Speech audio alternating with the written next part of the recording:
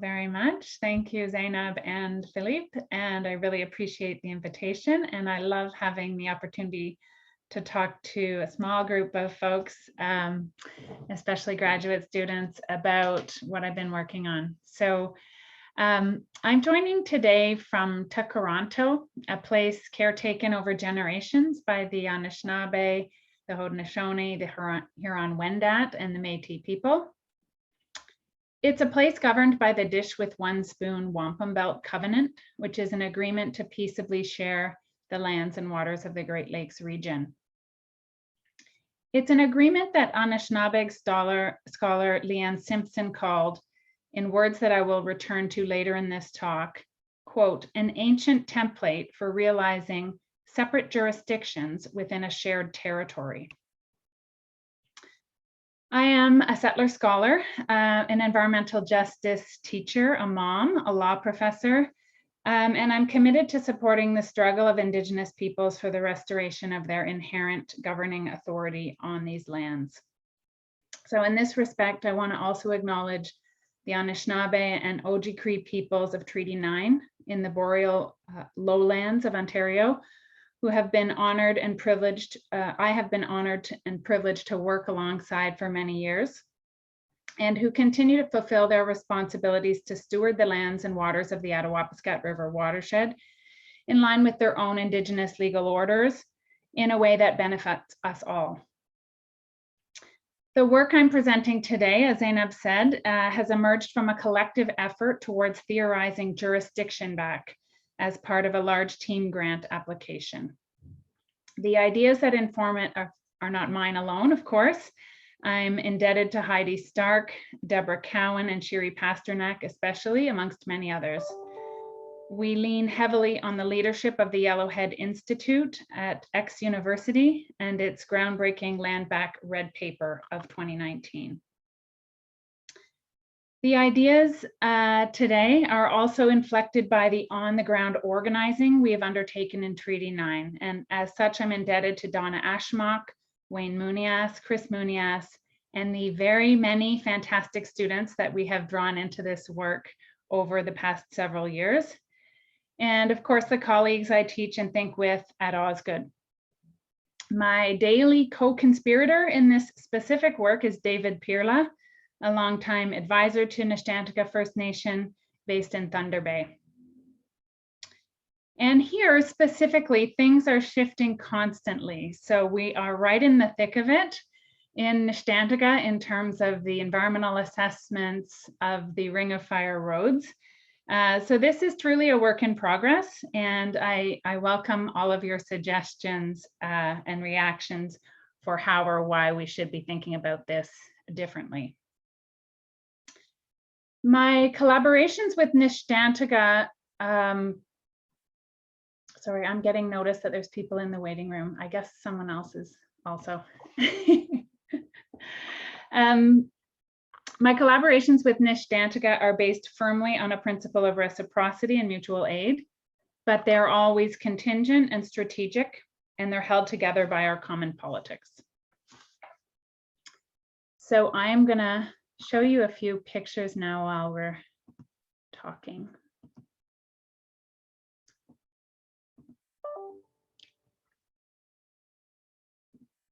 Okay. So this picture is taken of Attawapiskat Lake in November 2019. And I was in Nishnantika working in collaboration with the leadership there in relation to propose new mines and new access roads into their territory. These are permanently anticipated projects. They're part of the much hyped Ring of Fire region, which is said to house a major once in a generation mineral discovery, a deposit of nickel, platinum, and chromite that promises to bring prosperity to the region. And through that work, I have gained a window onto environmental assessment or impact assessment from the perspective of a remote First Nation struggling through what its leaders term an ongoing genocide. A series of interrelated and compounding social emergencies that include major deficits in basic infrastructure like safe drinking water, sewers and adequate housing, a youth suicide crisis, and a dangerous, unreliable melting ice road that constitutes their lifeline for a shrinking number of months each year. Looking at environmental assessment from this perspective really forces me to question the most basic background assumptions that we make about impact assessment and what or who it is for. For some people, impact assessment is a planning exercise, a proactive way to get out in front of the inevitable adverse environmental impacts of human activity, to make informed decisions about whether the benefits of engaging in those activities outweigh the costs. For other people, and certainly for the people of Nishnantaga, impact assessment is a pointless, paper-driven exercise undertaken for the sole purpose of getting projects approved. It's a way of justifying why someone else's priorities should be imposed on them, on their homelands, over their objections. So in this context, the shifting boreal peatlands of the Ring of Fire region provides fertile ground for thinking about the emergence of Indigenous-led impact assessment and next generation environmental assessment more generally. What do those things mean? Can they actually be deployed to change the underlying power relations? Can impact assessment be a tool for jurisdiction back? So in this talk, I'll present a chapter from a current book project, Fire in the Ring, that documents a decade of encounter between the contending settler law and the Indigenous legal orders on a new frontier as it opens up in Treaty 9 territory, that of critical minerals, the mining we're told we need to do in order to transition our economies away from fossil fuels, the mining they say that climate justice demands. So jurisdiction back is a reconfiguration of land back, of course, and land back is a political project of radical imagination, evoking a profound shift in legal, social, and economic relationships to lands and waters, and ultimately a return to Indigenous protocols organized around relationships. As Starblanket and Coburn explain, the land is not, quote, an object that is merely taken away, returned, and repossessed. And therefore, as Leanne Simpson powerfully puts it, the opposite of dispossession is not possession. The 2019 Yellowhead Institute Red Paper brought land back, a very old idea, to renewed scholarly life, exposing the varied mechanisms of land theft and alienation that continue in Canada today. It showed how forms of state recognition, like consultations and environmental assessments, further entrench hierarchies of settler expertise over Indigenous knowledge. And it looked to the future of Indigenous reclamation of jurisdiction. Seen in this light, jurisdiction back is urgent but achievable, feasible in a way informed by a prefigurative politics. But it must be pursued by rigorous means of testing applied to the settler state projects of reconciliation and recognition, guarding always against the settler move to innocence and the rescuing of settler futures, to borrow Tuck and Yang's durable language. That is, we should be skeptical of settler states' ideas for generously delegating authority, and instead promote and affirm the actions of Indigenous communities reclaiming, simply exercising, and thus restoring their inherent governing authority. The argument I want to advance today is that Indigenous-led impact assessment must be subject to robust critical analysis of the underlying structures in order to make accurate assessments of whether the reforms have the potential to actually break down and work against the colonial architecture of the prevailing legal regimes.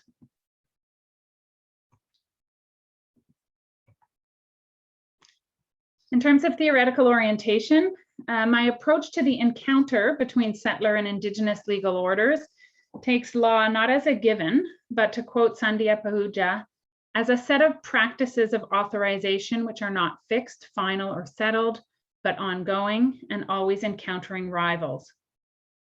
Thus, I consider extraction to be governed by a range of overlapping and potentially conflicting norms at the intersection of the relevant Indigenous, settler state, and international legal orders. This stance stems from the affirmation that, as Cree geographer Michelle Daigle explains, quote, prior to colonial settlement, Indigenous peoples on Turtle Island existed as diverse nations, defined by their ancestral lands, kinship relations, governance structures, economic trading networks, and well-established yet fluid legal orders. It's a position that rejects the normative claims of settler state law to rightfully be law, and instead treats it as subject to contingent practices of authorization, grounded in specific geographies and legal and political traditions of the territory. We can think about Nishnantaga and other small remote First Nations like it in terms of the south of the north. It said that we find the terms global north and global south useful because even though they gloss over major political and economic heterogeneity, they bring to mind a conceptual map that is both territorialized and racialized. And in this way, as Maldonado says, they can convey a meaning within those categories as well. My colleagues at Osgood have usefully theorized the South and the North, Amarbatia, as it applies to Canada's fourth world, to examine Indigenous peoples' advocacy within the international legal order, following George Manuel and Michael Poslan's, and Adrian Smith, as it applies to the conditions of temporary migrant workers in Canada, noting how South and North inevitably bleed into each other.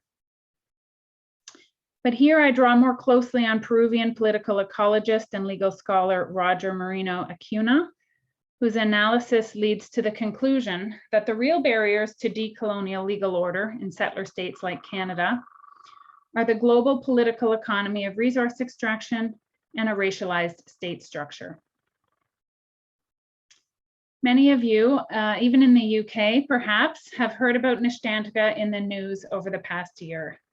The community's evacuation over its longstanding water crisis through international media attention, and the dubious distinction of Canada's longest running boil water advisory at 26 years and counting. While community members will say that they are enduring an ongoing genocide, they also articulate a love of their land, a kinship with the sturgeon of the Attawapiskat River, an intention to fulfill their collective obligations to protect that river, and a fierce defense of their political authority to decide their future. They're actively defending their inherent jurisdiction on their homelands. How they typically frame it is to say, everything that happens in their territory will happen on their terms. And just as an example, the former chief Peter Munias has stated repeatedly that he will lay down his life before he lets anyone cross the Attawapiskat River to get to a mine. He told Cliffs Natural Resources in 2012, they're gonna have to cross that river. And I told them if they wanna cross that river, they're gonna have to kill me first. That's how strongly I feel about my people's rights here. So here's a map of the Ring of Fire. And you can see the mineral deposits marked in red and yellow near the middle of the map. And you can see Hudson Bay and the James Bay coast. The plan originally was to mine for chromite, which is a sought after component of stainless steel. And the plan now is to mine for battery metals, with Norront's Eagle's Nest project, a nickel mine, currently subject to competing takeover bids by a major Australian miner, Wyloo, and BHP. The plan is to turn it into a net zero emissions operation and to establish a, quote, future metals hub in the region. A region, I must emphasize, that is said to be the largest intact remaining boreal forest in the world, a stronghold for rare species, including the lake sturgeon and the woodland caribou, and a massive globally significant carbon storehouse. The minerals lie close to the Attawapiskat River, inland from James Bay, at least 500 kilometers northeast of Thunder Bay, long after the highways have ended, where flying in or winter ice roads are the only options. This is a photo posted to Facebook by Julian Burchell, who drove 3 loads of diesel fuel into Webequie, a neighboring community to Nishnantaga, on an ice road in the muskeg last March until his truck, quote, went through and needed to be pulled out. In fact, roads are now the major point of contention. An analyst with Strategy Corp Institute wrote last year that, quote, essentially the Ring of Fire is Ontario's oil sands and the roads to the Ring of Fire are Ontario's pipelines. And we all know how difficult building a pipeline is these days. The communities that have the most at stake in the extraction of minerals and the building of roads are small, remote Oji-Cree and Anishinaabe communities that form the Matawa First Nations.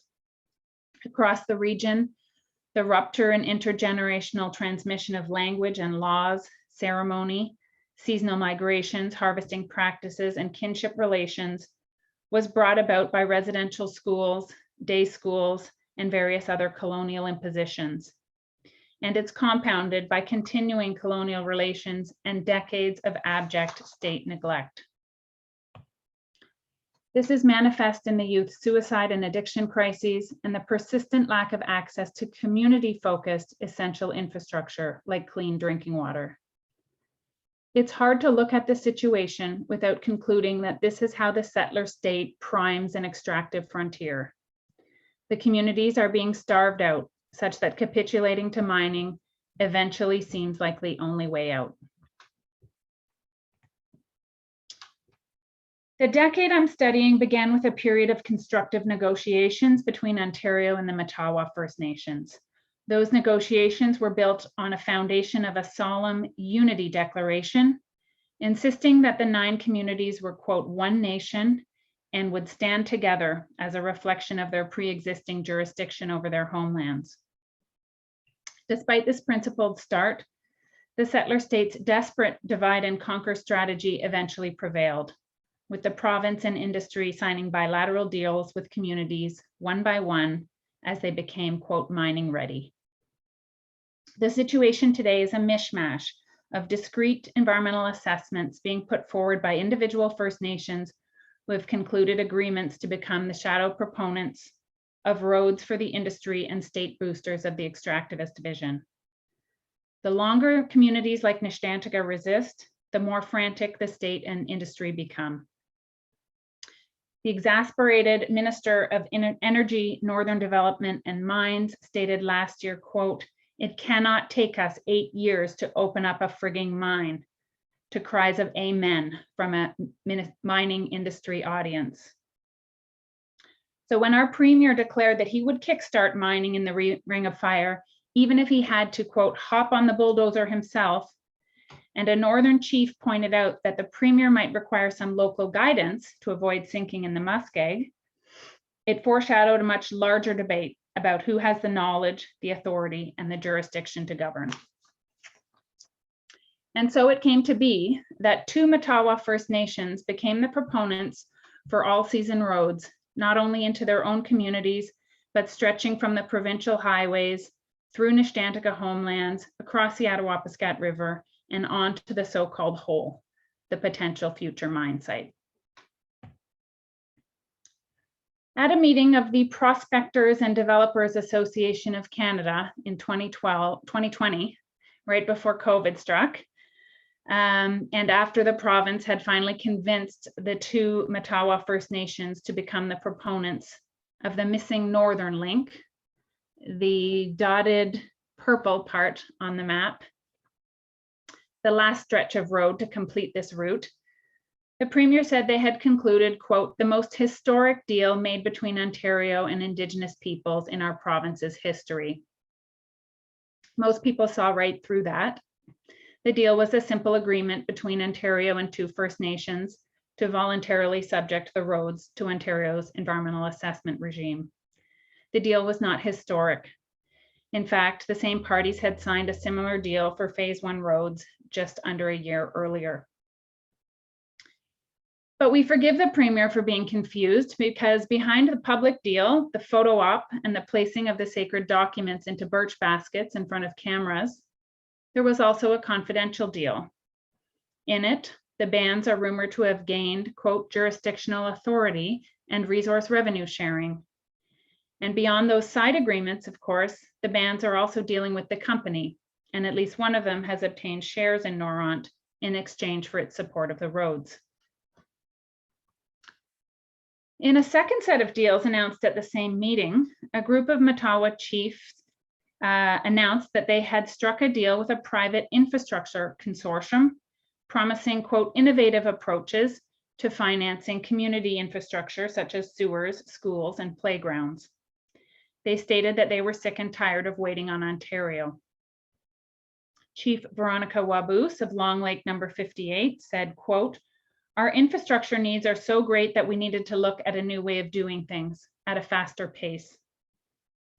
So on the same day that Ontario announced a deal to finally construct a road all the way to the Ring of Fire, 2 First Nations agreed to create a company that will act as a proponent for that road in exchange for revenue sharing and funds to reduce the socioeconomic deficit in the far north.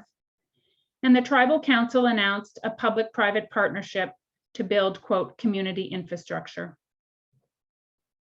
To review then, the united position of the First Nations in 2014 was no road to the mine without jurisdiction.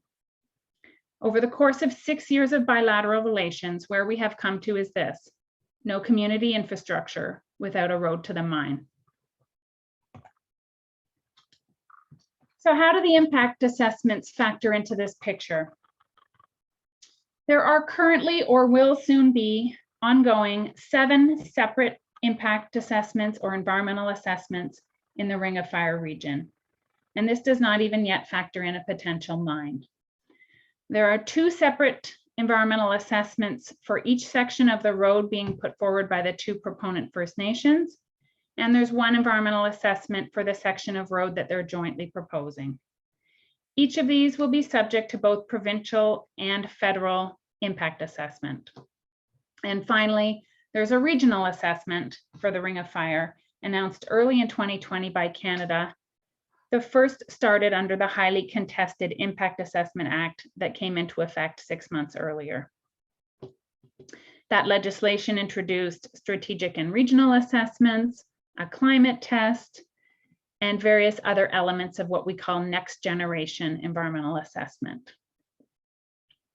Our own law school's Environmental Justice and Sustainability Clinic was one of the original requesters of this regional assessment. In that request, we argued that any credible regional assessment must be undertaken jointly with Indigenous governing authorities as a partner jurisdiction, that it must be wide in scope and encompass cumulative impacts of all past, present, and anticipated developments, and that it must be able to authoritatively guide any subsequent project level assessments that would be undertaken in the region. And finally, we urged Canada to use a provision of the new Impact Assessment Act to pass regulations that would allow the minister to, quote, enter into agreements or arrangements with Indigenous governing bodies as partner jurisdictions. And although the power to enact those regulations is there, the regulations are not there, and we don't know when they will be introduced. So these project level environmental assessments that are being undertaken by First Nation road proponents in the Ring of Fire are getting underway in the context of an explosion of interest and expertise in place-based Indigenous-led impact assessment models across Canada. Many Indigenous communities have been developing and engaging with these alternative models in response to aggressive development pressures on their homelands. They're grounded in each nation's own social, political, and legal orders, and crucially, they can be placed along a spectrum to the extent that they proceed under the authority of, parallel with, or completely independently of legislative processes under settler law. A report prepared for the Gwich'in Council International states that Indigenous-led impact assessment processes, quote, rely on and protect Indigenous culture, language, and way of life in ways existing government legislative systems have either never contemplated or are still not accommodating.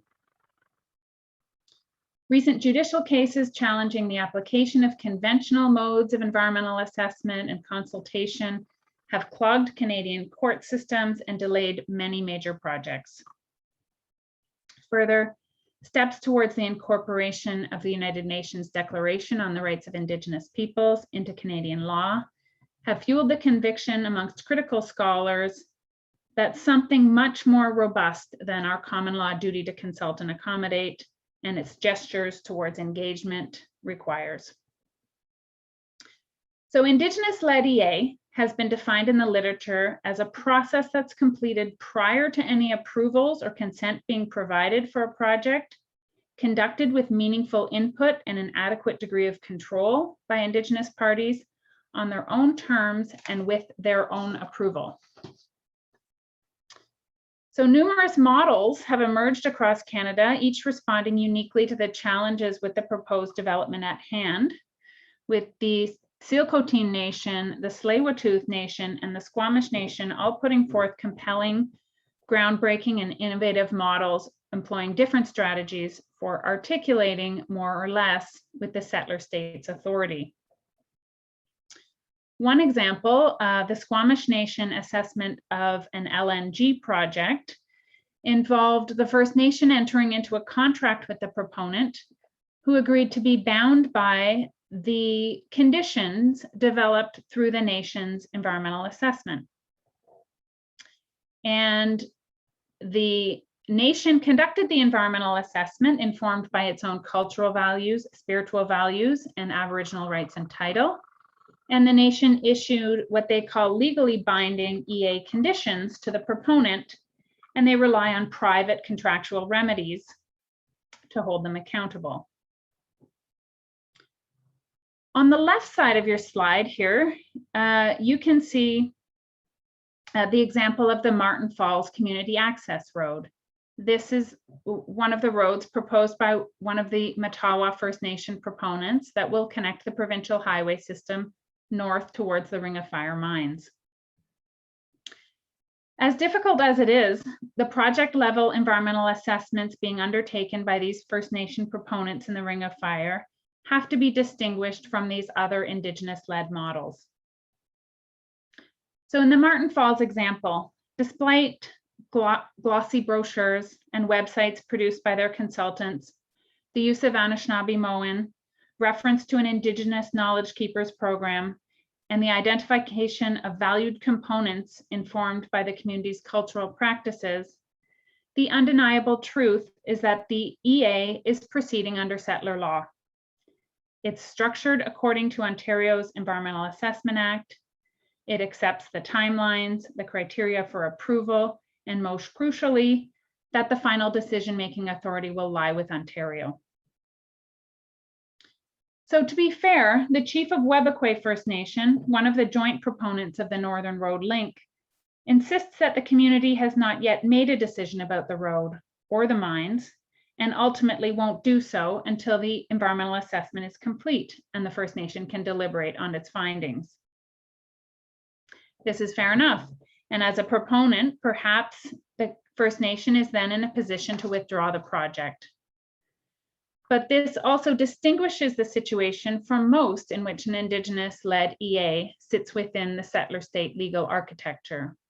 Because in most of these cases, the First Nation will not be in a formal position to stop a project that the community's assessment rejects.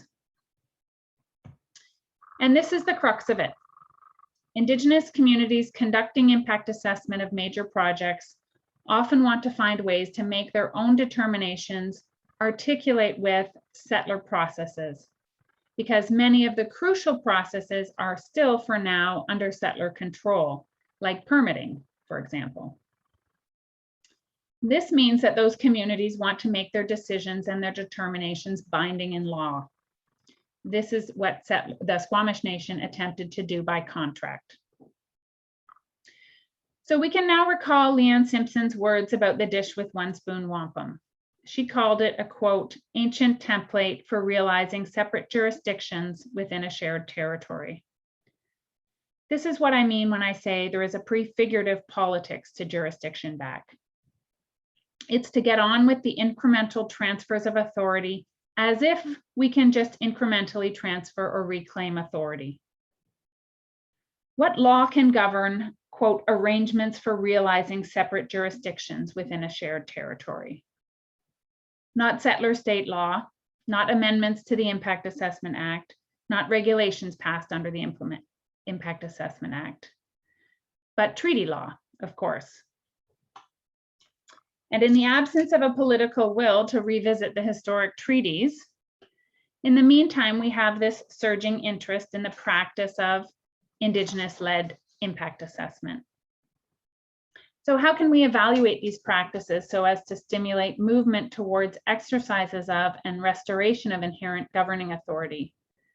Conceptually, how do we distinguish between arrangements of delegated authority, acts of recognition, and reclamations of jurisdiction? I've already, I think, dropped some hints at the criteria that I find compelling. They are, first, whose law governs? Who determines the principles and the valued components in the assessment? Who determines the timing and overall framework structuring the process? And second, how is the final decision made and by whom? Is there a, quote, veto? In other words, is no an option? Is consent actually on the table?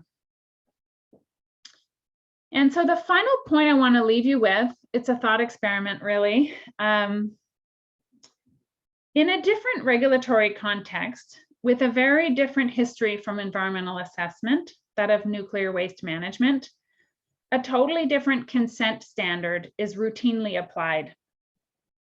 It's the standard of the willing host. It's said to be an ethical framework that includes a commitment that the siting process, usually in Ontario for a deep geological repository, or basically a big hole in the rock that's going to hold a low-level nuclear waste, will not proceed without positive consent on the part of the host community. It's in place in Ontario and across the country.